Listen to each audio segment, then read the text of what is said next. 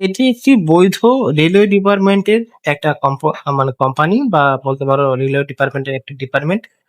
তো রাইটেস, তো এখানে ইনফ্রাস্ট্রাকচার পিপল মানে এখানে যে সমস্ত পোস্টে রিক্রুটমেন্ট করা হচ্ছে সেখানে শুধুমাত্র ইন্টারভিউর মাধ্যমে ক্যান্ডিডেট সিলেক্ট করা হবে।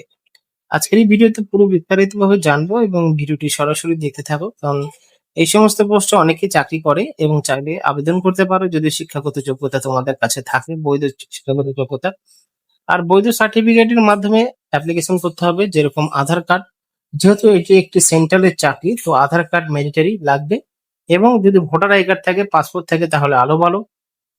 কিভাবে অ্যাপ্লিকেশন করলে এই চাকরিটি পেয়ে যেতে পারো বা কিভাবে আবেদন করলে এই চাকরিটি পাবে, সমস্ত কিছু ভিডিওর মাধ্যমে জানাবো। ভিডিওটি সরাসরি প্রথম থেকে লাস্ট পর্যন্ত দেখার প্রত্যেকে অনুরোধ রইল। চলো ভিডিও শুরু করা যাক। প্রথমে রয়েছে অ্যাসিস্ট্যান্ট ম্যানেজার, আইটি নেটওয়ার্ক এবং সিকিউরিটি। এখানে পোস্ট একটি আছে, যেখানে একটি না দুটো পোস্ট রয়েছে, একটা আনরিজার্ভড এর জন্য, একটা এসটি দের জন্য। টোটাল 32 বছরের মধ্যে অ্যাপ্লিকেশন করা যাবে, করতে পারবে। তারপর রয়েছে আইটি প্রোগ্রামিং, একই পোস্ট, শুধুমাত্র সেকশন আলাদা। আইটি প্রোগ্রামিং এখানেও তিনটে পোস্ট, 32 বছরের মধ্যে অ্যাপ্লিকেশন করতে পারবে। এবং assistant manager data centre IT, সেখানেও কিন্তু 32 বছরের মধ্যে অ্যাপ্লিকেশন করতে পারবে। তো এখানে minimum qualification, assistant IT network সিকিউরিটির জন্য আবেদন করার ক্ষেত্রে ব্যাচেলার ডিগ্রি করতে হবে, কম্পিউটার ইঞ্জিনিয়ারিং করতে হবে, টেকনোলজিতে কম্পিউটার সায়েন্স নিয়ে করলেও ভালো। ডিগ্রি থাকতে হবে ইঞ্জিনিয়ারিং কম্পিউটারে অ্যাপ্লিকেশনে এবং ইনফরমেশন টেকনোলজি বা ইলেকট্রনিক্স, তো বা ইলেকট্রনিক্স টেলিকমিউনিকেশনও বৈধ সার্টিফিকেট থাকতে হবে। 2 বছরের জব ডিসক্রিপশন মানে 2 বছরের এক্সপিরিয়েন্স থাকতে হবে। অ্যাসিস্ট্যান্ট ম্যানেজার পোস্টের জন্য কি কি কাজ করতে হবে এখানে কিন্তু বলা হচ্ছে যে কাজ করতে হবে ফেয়ারওয়েল, সিকিউরিটি পোস্টিওর, নেটওয়ার্ক সার্ভিস, এই সমস্ত বিষয়। দ্বিতীয়ত রয়েছে এখানে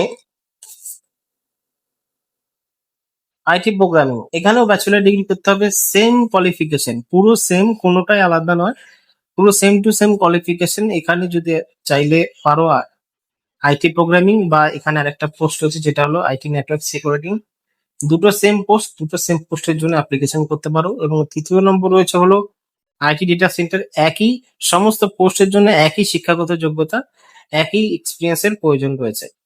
এবার যারা আবেদন করবে তাদেরকে এখানে বলা হচ্ছে যে এখানে কিভাবে আবেদন করতে হয়। অনলাইনে আবেদন করতে হবে। ওবিসি এবং জেনারেল ক্যান্ডিডেটদের জন্য 600 টাকা প্লাস ট্যাক্স দেবে সরকার, এবং এসসি এসটি দের জন্য 300 টাকা সাথে ট্যাক্স নেবে। ঠিক আছে। বেতন কাঠামো 40,000 টাকা থেকে শুরু করে 1,40,000 টাকা বেতন, এবং অ্যাপ্রক্সিমেট 16 লাখ টাকা টেন্ডিওর, মানে 16 লাখ টাকা প্রতি বছরে দেওয়া হবে প্রত্যেক চাকরি প্রার্থীদের যারা এখানে সিলেক্টেড হবে।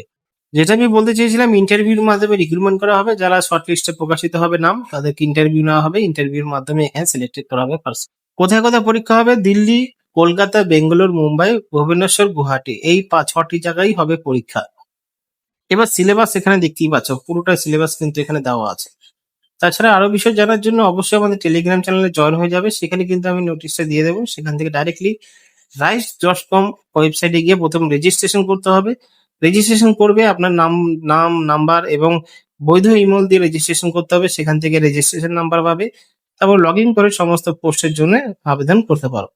সে সমস্ত পোস্টে যেটা হলো 600 টাকা লাগবে ওবিসিদের জন্য, এবং 300 টাকা লাগবে এসসি এসটিদের জন্য, প্লাস ট্যাক্স। ট্যাক্স দিতে হবে প্রত্যেকটি চাকরির জন্য। অ্যাপ্লিকেশন মডিফাই করা যাবে, তো কিভাবে করবে সেটা কিন্তু ওয়েবসাইটে গেলে জানতে পারবে, এবং সমস্ত ডকুমেন্টের সাথে আবেদন করতে হবে।